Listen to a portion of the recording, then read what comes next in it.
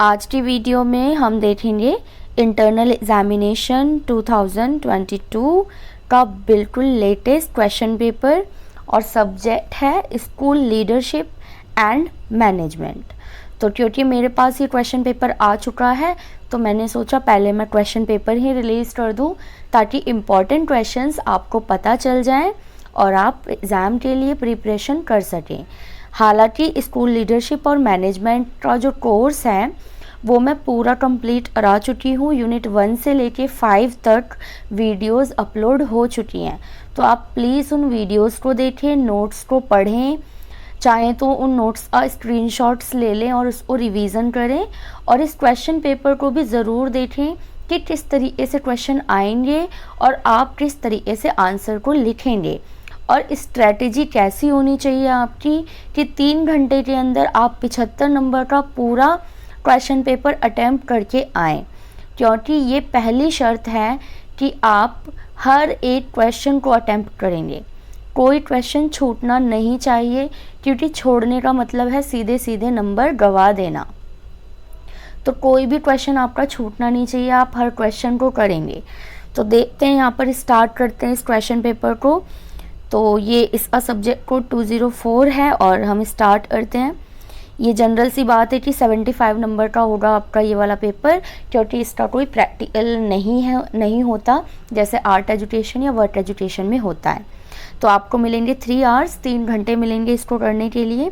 और स्टार्ट करते हैं। ये भी पार्ट 1 और पार्ट 2 होगा, जैसे कि पिछला साइकोलॉजी का पेपर था और जितने भी 75 नंबर के होंगे उनका पैटर्न यही रहने वाला है। तो पार्ट 1 में क्या होगा, 5 क्वेश्चन होंगे 10 मार्क्स के और पार्ट 2 में 5 क्वेश्चन होंगे 5 मार्क्स के। तो अगर टाइम मैनेजमेंट की मैं बात करूं तो एक चीज़ आपको ध्यान रखना है कि जो पार्ट 1 है 10 नंबर वाले क्वेश्चन, आपके वो पाँचों 10 नंबर वाले पाँचों क्वेश्चन 2 घंटे के अंदर हो जाने चाहिए।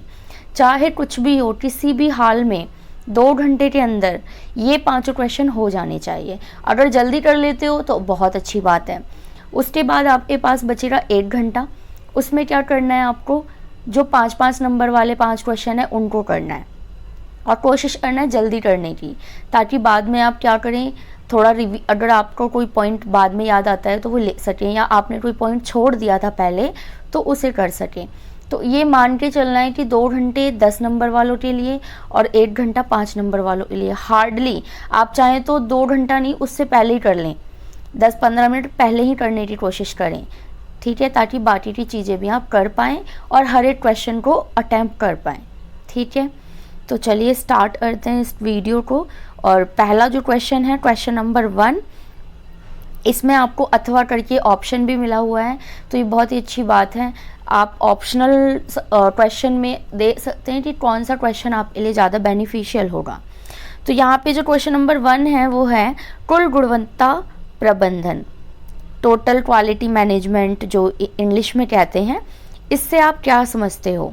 तो 3+4+3 का रेशियो है, तो 3 नंबर में आपको बताना है कि कुल गुणवत्ता प्रबंधन क्या होता है। यानी कम से कम आपको एक पेज पे पूरा यही बताना होगा। इसकी डेफिनेशन बतानी होगी, इसका अर्थ बताना होगा, इसके शब्दों को तोड़ तोड़ कर ये क्या बना है वो बताना होगा।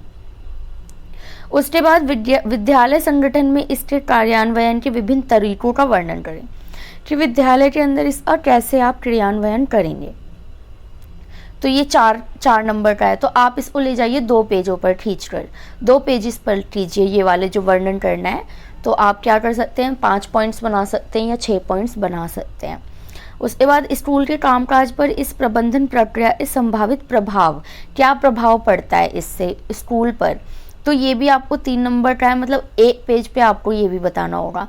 तो इस तरीके से आपके 4 पेज हो जाएंगे और 10 नंबर का क्वेश्चन 4 पेजेस में इनफ है, अगर आप ठीक पॉइंट लिखते हैं और सही आंसर लिखते हैं तो। अगर आप फालतू की चीज़ें लिख रहे हैं तो 10 पेज लिखने का भी कोई फ़ायदा नहीं है। तो जो स्ट्रेटजी मैं बता रही हूँ आप उसको अपनाएं। और अगर आप हिंदी मीडियम के स्टूडेंट हैं तो मेरी मानिए आप 4 पेज से ज़्यादा नहीं लिख पाएंगे। आगे इसका अथवा वाला क्वेश्चन देख लेते हैं।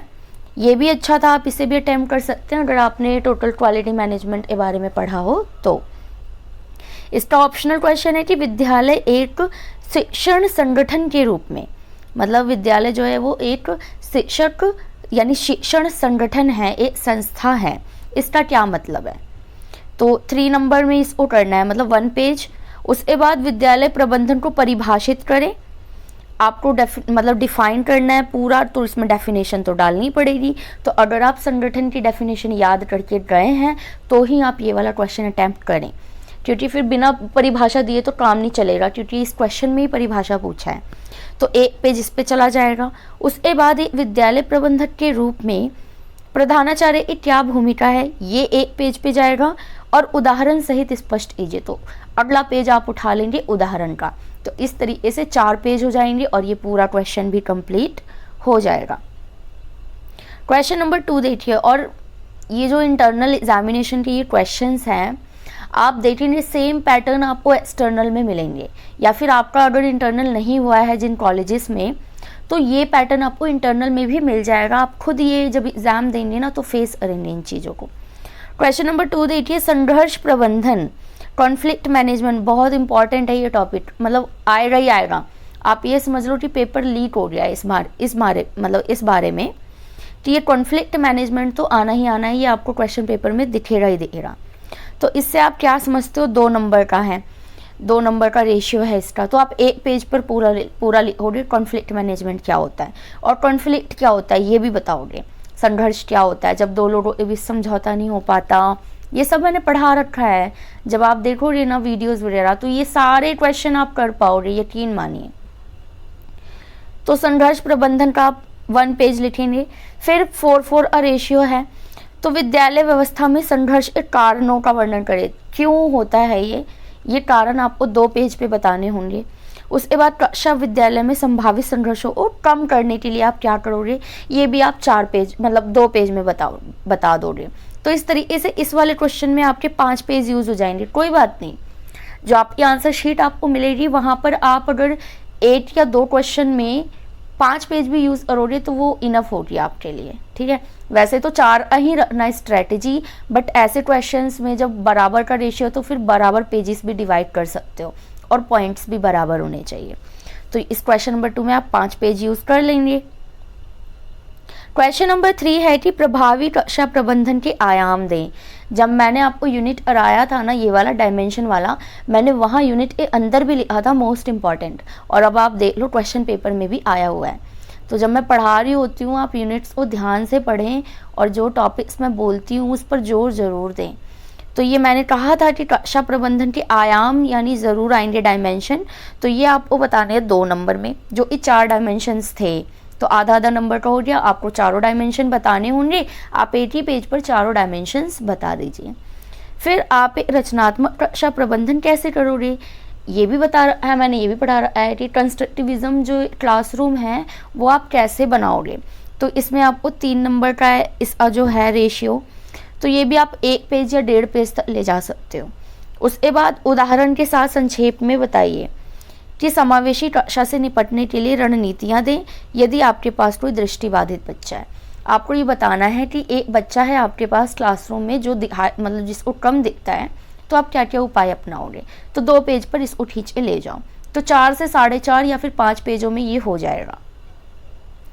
आगे देखिए क्वेश्चन नंबर 4, प्रभावी नेतृत्व की विशेषताएं क्या हैं। और क्योंकि 3 नंबर का बताना है तो आप 1 पेज पर बता दीजिए प्रभावी नेतृत्व की विशेषताएं पॉइंट वाइज। 3 नंबर का है तो अगर आपको 6 पॉइंट्स बन पा रहे हैं तो ठीक है, वरना 3 पॉइंट बना दीजिए। फिर 7 मार्क्स में पूछा है कि विद्यालय प्रबंधन में समग्र सुधार लाने में परिवर्तनकारी नेतृत्व की भूमिका पर चर्चा कीजिए। जो ट्रांसफॉर्मेशनल नेतृत्व होता है, लीडरशिप होती है, उसकी क्या भूमिका है वो, और अपने उत्तर को उपयुक्त उदाहरण भी देना है। तो अब आपको ये जो नेतृत्व की भूमिका है इसको 2 पेज में ले जाना होगा। तो ये हो गए 3 पेज, और फिर 4th पेज पर आप एक उदाहरण अच्छा सा सोचकर लिखेंगे। अगर ये क्वेश्चन आपको थोड़ा सा मैसी लग रहा है कि 7 नंबर में कैसे डिवीज़न करें इसको, 3+7 नहीं कर पा रहे हो, तो इसमें अथवा वाला क्वेश्चन देख लो। स्कूल में टाइम टेबल के क्या उद्देश्य होते हैं। 4 नंबर में 4 पॉइंट बना दो, 2 पेज काम कर दो इस पर। और इसकी विशेष मतलब आवश्यकता और महत्व पर चर्चा। तो आवश्यकता एक पेज पर और महत्व एक पेज पर, हो गए 4 पेज, हो गया आपका क्वेश्चन कंप्लीट। तो इन 2 क्वेश्चन में से मैं आपको एडवाइस दूंगी कि आप ये स्कूल टाइम टेबल वाला क्वेश्चन जो है वो अटेम्प्ट करें। उसके बाद आता है क्वेश्चन नंबर 5, जिसमें कोई ऑप्शन नहीं है आपके पास, और ये आखिरी क्वेश्चन है 10 नंबर वाला कि विद्यालय विकास योजना की 4 प्रमुख विशेषताएं बताएं। और ये 2 नंबर क्या है, तो एक ही पेज पर आप चारों विशेषताएं बता दो, आधा आधा नंबर आराम से मिल जाएगा आपको। फिर आरटीई अधिनियम के संदर्भ में इस योजना को कैसे तैयार करें, इसके मुख्य चरण बताइए। तो इसके चरण भी 4 या 5 थे, तो वो आप बता देंगे 2 पेजिस में। और चर्चा करें कि इस योजना के सफल क्रियान्वयन और अपने विद्यालय की बेहतरी के लिए आप क्या कदम उठाएंगे, किस तरीके से स्कूल में विकास करेंगे। इसके लिए भी 4 नंबर का रेशियो है, तो आप क्या करें, 4 पॉइंट्स जरूर लिख के आएँ। अगर 5 आते हैं तो 5 पॉइंट्स लिख के आएँ। तो यहाँ पर आपके 10 नंबर के क्वेश्चंस कंप्लीट हो जाएंगे और 2 घंटे के अंदर ये सब हो जाना चाहिए। 2 क्या बल्कि 10 मिनट पहले हो जाना चाहिए, 2 घंटे में 10 मिनट पहले। अब आप स्टार्ट करेंगे पार्ट 2, जहाँ पर 5 नंबर के क्वेश्चन होंगे।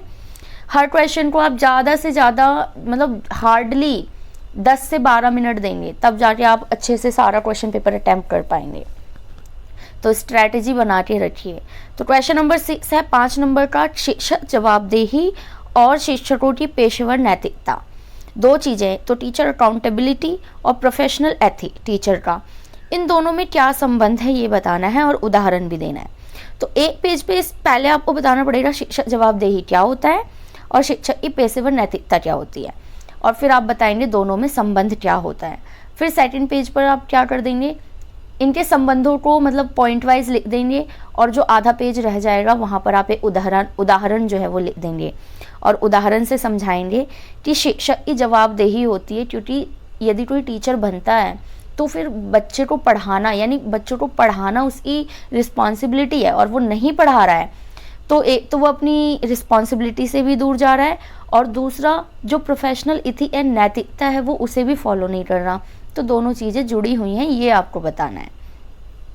फिर है क्वेश्चन नंबर 7, जिसमें 2+3 का रेशियो है कि अनुशासनहीनता और दुर्व्यवहार स्कूलों में आम समस्याएं हैं। बिल्कुल, इस कथन को उदाहरण से स्पष्ट करो। तो आपको 1.5 पेज में ये काम कर लेना है, उदाहरण दे देना है कि बच्चा है जो मतलब क्लासरूम में बिल्कुल दुर्व्यवहार करता है।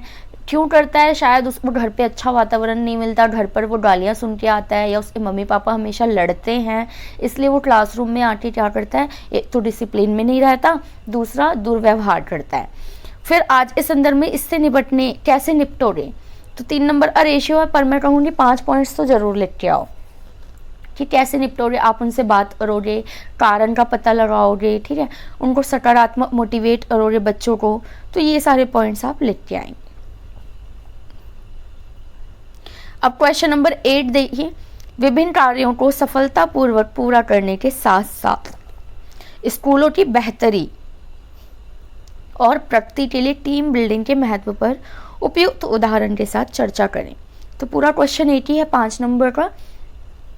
आपको ये बताना है कि टीम बिल्डिंग यानी टीम की तरह काम करने से किस तरह स्कूल जो है वो विकास करता है, और उदाहरण भी देना है। तो क्योंकि स्कूल देखिए, स्कूल एक आदमी से तो बनता नहीं है, एक ग्रुप होता है पूरा, उसमें टीचर भी, स्टूडेंट भी, स्टाफ भी, प्रिंसिपल भी, सब होते हैं, सब मिलके टीम की तरह काम करते हैं, तब जाके स्कूल जो है वो आगे बढ़ता है। तो उदाहरण में आप ले सकते हैं कि मान लीजिए स्कूल का जो है अच्छा सा रिजल्ट नहीं आ रहा किसी भी क्लास का, तो पूरी टीम मिलकर काम करे, बच्चे भी एक्स्ट्रा टाइम दे, टीचर्स भी, स्टाफ भी मोटिवेट करें, और प्रधानाचार्य भी जितनी ज़रूरी चीज़ें हैं, टेक्निक्स हैं वो दें। इस तरीके से वो स्कूल क्या कर लेगा, किसी भी क्लास का जो रिज़ल्ट अच्छा नहीं आ रहा है उसको अच्छा कर पाएगा। तो ये उदाहरण आप दे सकते हैं।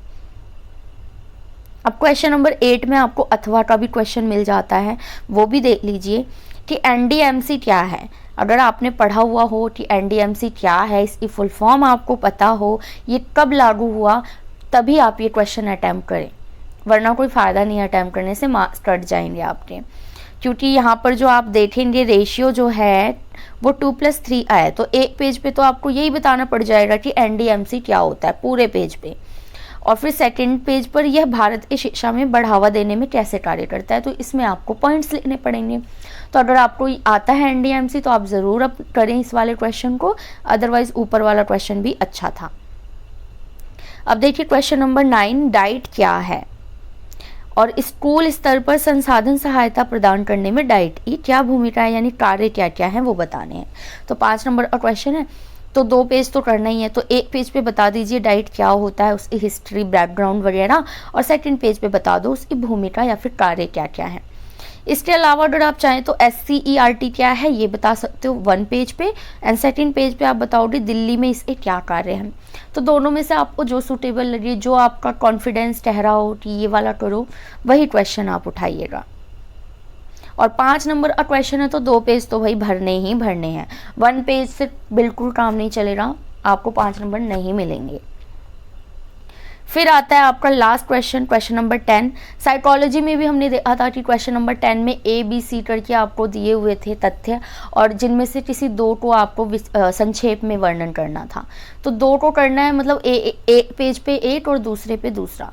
तो यहाँ से भी पता चलता है कि 5 नंबर के लिए 2 पेजेस बहुत हो। तो ए जो है, छात्रों के बीच तनाव को कम करने में शिक्षक की भूमिका क्या होती है, तो आप ये अटैम्प्ट कर सकते हो। 5 पॉइंट तो कम से कम लिख ही दो क्योंकि 5 नंबर में आया हुआ है। फिर भीड़ भाड़ वाली कक्षा वो आप कैसे प्रबंधन करोगे, वहाँ पे अगर बहुत सारी भीड़ है आपकी क्लास में तो आप कैसे मैनेज करोगे, ये सब मैं पढ़ा चुकी हूँ आपको यूनिट में, पॉइंट्स सारे लिखवा रखे हैं, उन्हीं पॉइंट्स को आपको यहाँ पे भर के आना है। तो या तो आप ये कर लीजिए, या फिर स्कूल प्रबंधन सूचना प्रणाली जो भी SMIS का महत्व क्या होता है वो बताइए। तो ये भी आपको 1 पेज पर करना हो तो 3 में से 2 करने हैं, यानी 2 पेज आपको काम करना होगा। तो इस तरीके से जो आपका ये SLM का पेपर है वो अच्छे से अटैम्प्ट हो पाएगा। आप इन क्वेश्चंस को ज़रूर पढ़े जाएं, और मैं तो कहती हूँ ये जो क्वेश्चन पेपर मैं रिलीज़ कर रही हूँ ना, इनके आंसर्स आप खुद घर पे बनाइए जैसे मैं बता रही हूँ, और जब आप पेपर देने जाएंगे ना तो फिर सीरियसली आप कुछ बेटर करके आएंगे। और आई होप कि आप लोग पढ़ ही रहे होंगे और पेपर आ चुके हैं, तो मैं ट्राई कर रही हूँ कि जल्दी से जल्दी मैं सिलेबस भी कवर कर पाऊँ, और अगर मुझे समय मिलेगा तो मैं एक पूरा क्वेश्चन पेपर भी आपको सॉल्व करके दिखाऊंगी, पूरा बताऊंगी कि कैसे आपको करना है।